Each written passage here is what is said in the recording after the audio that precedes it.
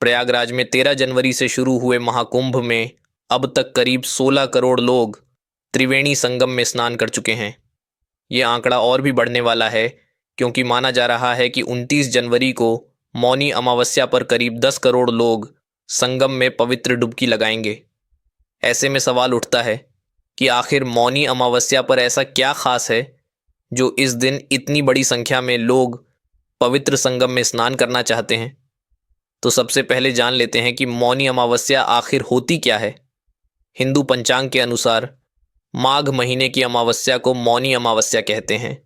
अब इसे मौनी अमावस्या ही क्यों कहते हैं? वो इसलिए क्योंकि हिंदू पौराणिक ग्रंथों में इस दिन मौन रहने या मौन व्रत रखने का बड़ा महत्व बताया गया है। इस दिन मौन रहकर किसी भी तीर्थ स्थल में किए गए स्नान, व्रत और दान से मिलने वाला पुण्य कभी खत्म नहीं होता। मौन साधना जहाँ मन को नियंत्रित करती है, वहीं इसे करने से स्पीच पावर भी बढ़ती है। इस तिथि के लिए ये भी माना जाता है कि इस दिन ब्रह्मा जी ने स्वयंभू मनु को उत्पन्न कर सृष्टि बनाने का काम शुरू किया था। धार्मिक मान्यताओं के मुताबिक अमावस्या तिथि के स्वामी पितृ होते हैं। पद्म पुराण के अनुसार माघ महीने की अमावस्या यानी मौनी अमावस्या को सूरज उगने से पहले तिल और जल से पितरों का तर्पण करने से पितरों को शांति मिलती है, साथ ही मनोकामनाएं भी पूरी होती हैं। माना जाता है कि इस दिन दान करने से मां लक्ष्मी प्रसन्न होती हैं। पितृदोष और काल सर्प दोष से मुक्ति के लिए भी इस दिन उपवास रखने और पूजा पाठ करने का वर्णन मिलता है।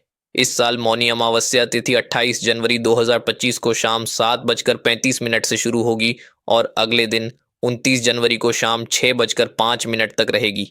हालांकि उदया तिथि यानी सूर्योदय की तिथि के अनुसार मौनी अमावस्या बुधवार 29 जनवरी को मनाई जाएगी। मौनी अमावस्या को स्नान और दान के लिए ब्रह्म मुहूर्त सबसे उत्तम समय माना जाता है।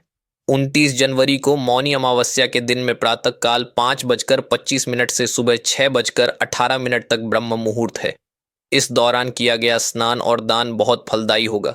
इस दिन दोपहर 2:22 से 3:05 तक विजया मुहूर्त रहेगा और शाम को 5:55 से 6:22 तक गोधूली मुहूर्त है।